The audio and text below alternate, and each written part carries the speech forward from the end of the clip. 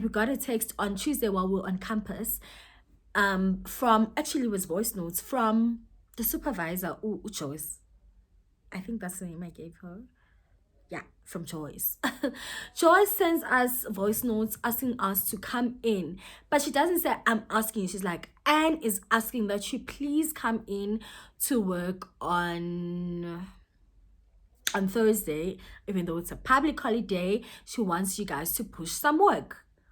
Like, hey, man, what work? Because the kids won't be at school. What will be pushing? Push her in here. Why do you want us to show up? Also, it's a public holiday. We are quite overwhelmed by the amount of academic work we have. Konzima, guys, we were very anxious because it was still like it was just right after varsity opened, and we were getting the module introductions, and the lecturers were scaring us about pass rates, what, so we were very anxious, we were stressed. And she wants us to come in on a public holiday when we could be doing some academic work, or literally simply just resting, so now I'm feeling anxious and I'm mad. And I bump into the other two girls I was placed with on campus, and we talk about it, and we're just like, no, this is not fair. We can't be expected to go to work on a public holiday. No. So we made a joint decision to say no to Joyce. We'd all individually tell Joyce that we can't make it to work on that Thursday. And we did just that, which is also a blessing. Like, I feel like it's a blessing, because it would have been one thing if I had said no to going in on a public holiday, but the two other girls were like, no, they're going in. So we were smart enough to get together and be like, if we're going to be giving a response, it has to be a joint one that we all agree on. So that's what we did. She clearly didn't receive it well, but a whole system where we would collect some funds from the kids who used to join group sessions that we used to facilitate. If the kids do not afford to pay for the group sessions, it wasn't a train smash, but we would encourage the parents to pay. So if a child could pay, great. If they couldn't pay, it's also fine. So we had a system where each person could record the money they collected from the kids, and they placed it at a specific place within the office. And then, since it was practical experience, we didn't have to get paid. But if an organization had enough and they decided that they do want to give us some incentives, then it's fine. Everything was just up to the organization that you were placed in. So with her, she had said that if she feels there's enough, she would give us money, sometimes from the money that you collected from your group work. So I collected quite a lot of money, actually, from the groups. And I heard her calling me in that one time. She's like, oh, Nandu, I see you collected quite a lot of money here. It actually shows that the way you present the group work to the kids is enticing. It shows that the kids take you seriously, and that you've been presenting yourself well enough. And then she's like, yeah, so I am gonna be giving you money end of this month. I'm gonna be giving you like 1,000 rand, but because I feel like you are more hardworking, so she says, compared to the other two white students I placed with. She's like, and the other two, I feel like they are slacking, so I'm just gonna give them half of what I'm giving you, but don't tell them, because you're working harder than they are. Okay, I'm not gonna lie to you, something about that conversation felt off. I was like, okay, now we have secrets, especially since I worked closely with those girls, and I had never, again, the race element comes in. I had never felt them being racist towards me. They were always willing to help and to have venting sessions together. We talk about our insecurities within the workplace with our studying. So we were very close. We were super close. And I wasn't comfortable with the fact that I had to keep this thing away from them. But I was like, okay, let me just shush and see where this will go. And then when she had to give me my money, she's like, yeah, you were hardworking, that speech I told you about. And she's like, also, she gives me the money. She's like, you're gonna sign sign for it next time. Not now because she didn't have the things, I guess, for me to sign for it. And yeah, but please, whenever I ask you to do things, this is while she's giving me the money. She's like, whenever I ask you to do things for me, or when I ask you to come in on some other times, please be open and willing to do it, because I didn't like it when I asked you guys to come in on that Thursday and you said you would not. I'm standing in front of her, a great part of me wanting to be like, Tati mali ako sisi, keep your money. I do not want it. Because now it felt like some manipulation. It's like she was manipulating me. It was like, yeah, I'm giving you this money, but now you must never say no to me.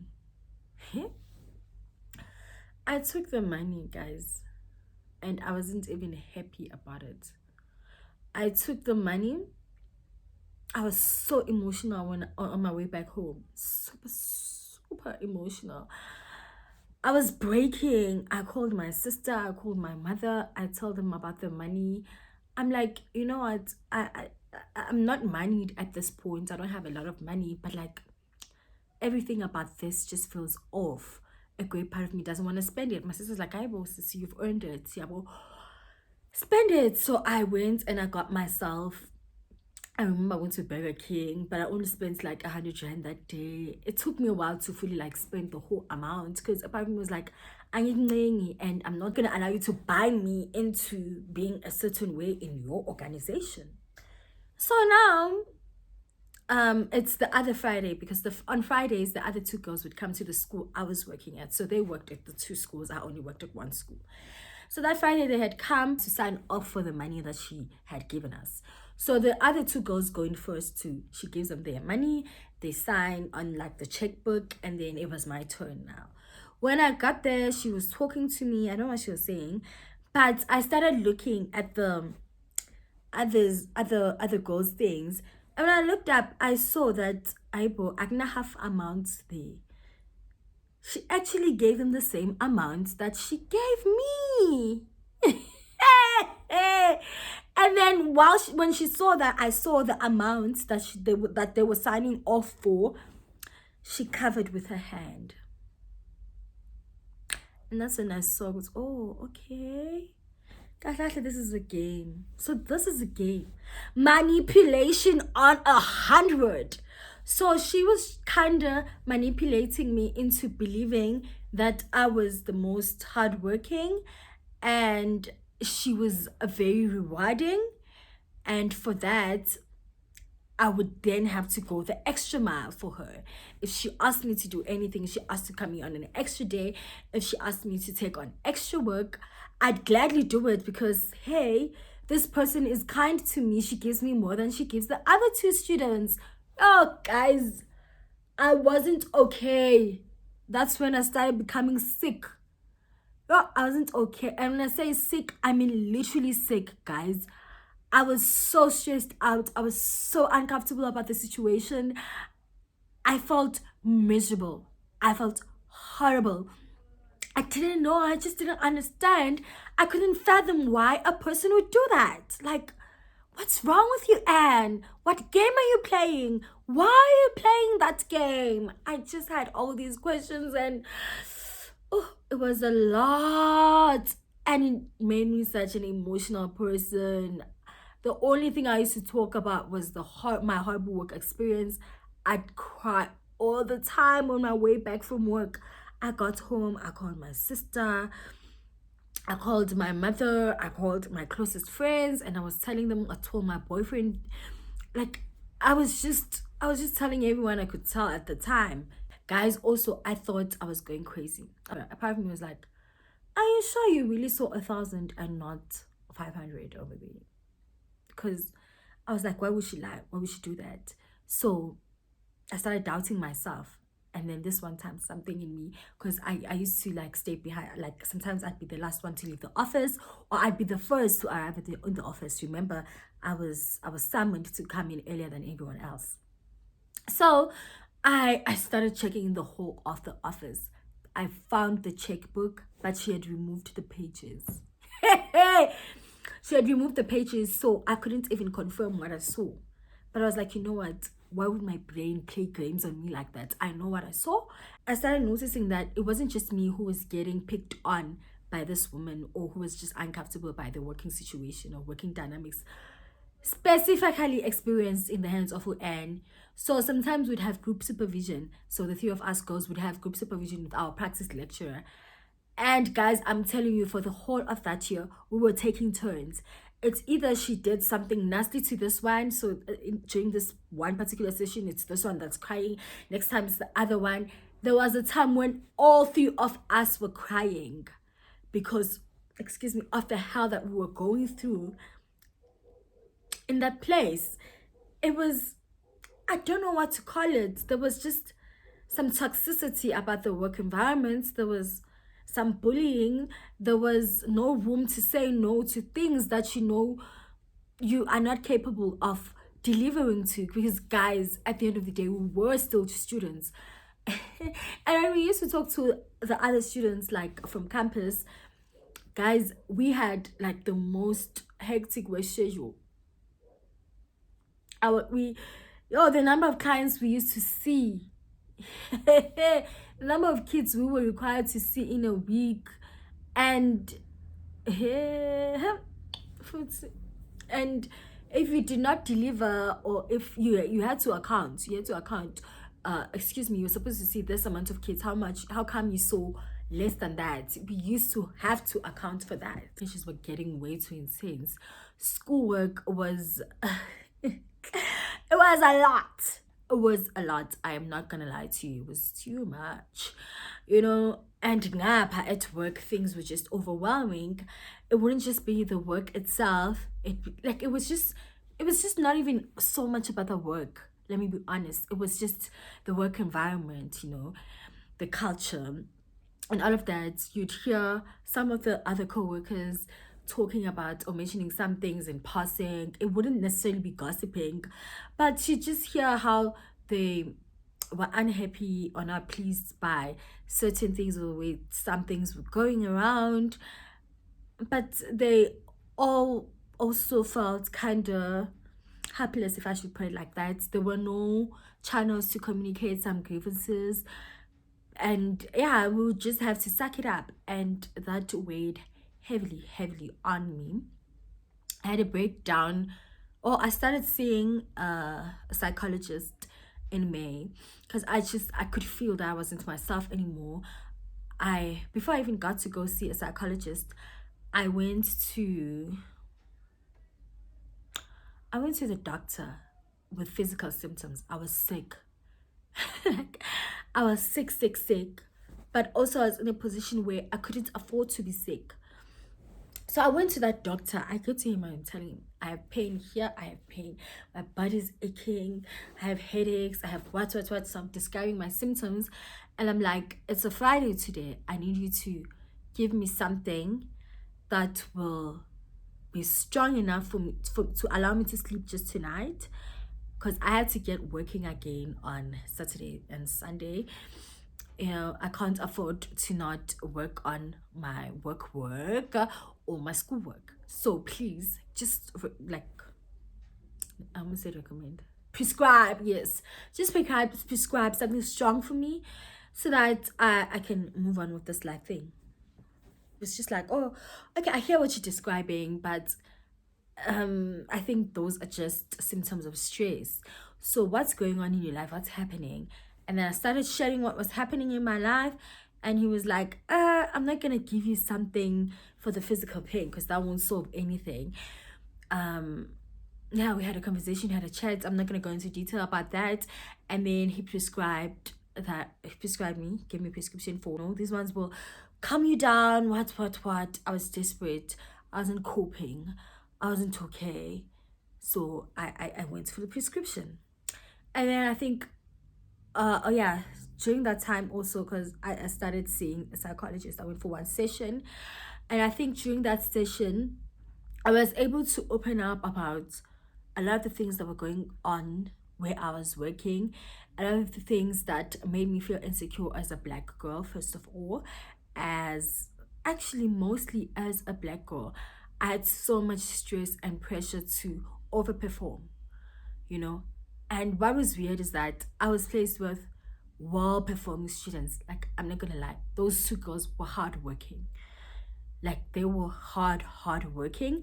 And I'm grateful that I was placed with people like that, because they would assist me and I would also improve. Like, I feel like they helped me got through the year, hey. They really did help me get through my year.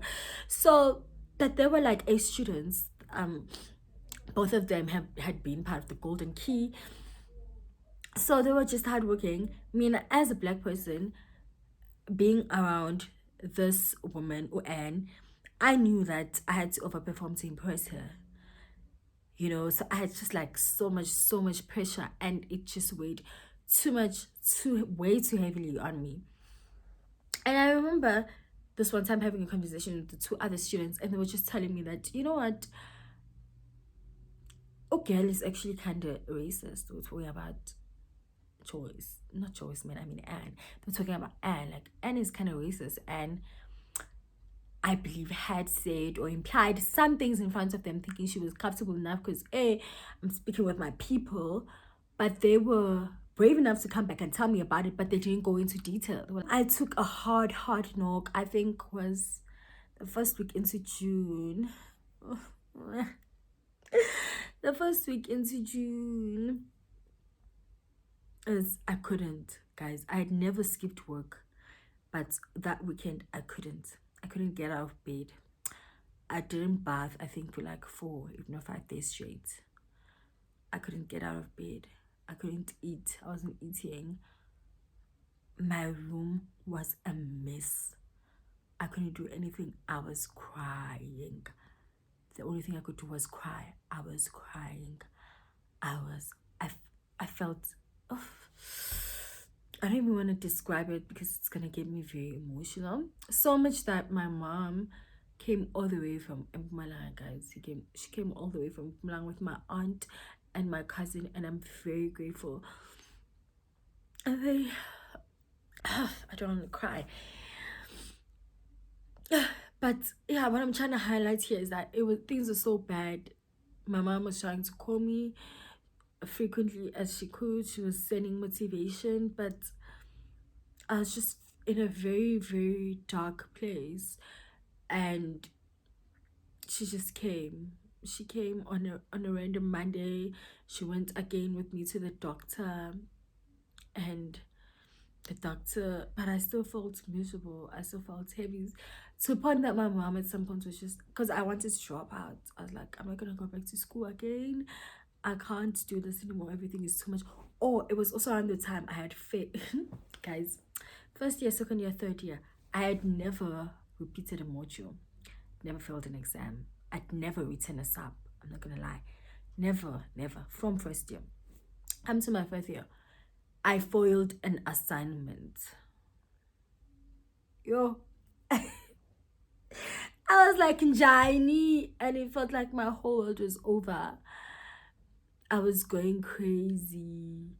I think a month later, during that time, also I got an email from one of my module lecturers saying that I was at risk of failing that module. I had to urgently go see a tutor. So everything was collapsing. I wasn't happy at work. Academic work was horrible. Social life was dead. I wasn't interacting with anyone besides my boyfriend then. Like, guys, I didn't have a life. I was just miserable, always crying, always sad, always complaining, super stressed. I started gaining weight. But we wish him fair to bezikhala on loudspeaker, you know. Things were just horrible. At some point my mom was just like, okay, I've been trying to beg you to get okay. Clearly you're not coping. Pack your bags and come back home. And I think those words were just like, okay, fine. I got my act straight. I was like, I'm gonna try. I went back to campus. On campus, I would have emotional breakdowns, guys. Hey, because we used to have group practical lectures, and some of the activities we do in class would require you to share on the experiences that you have in your workplace. I was always emotional in class. I would cry tears. Ask ask if you don't believe me, ask my previous I don't know, other classmates, whatever. Yeah, ask them. I used to have breakdowns in class.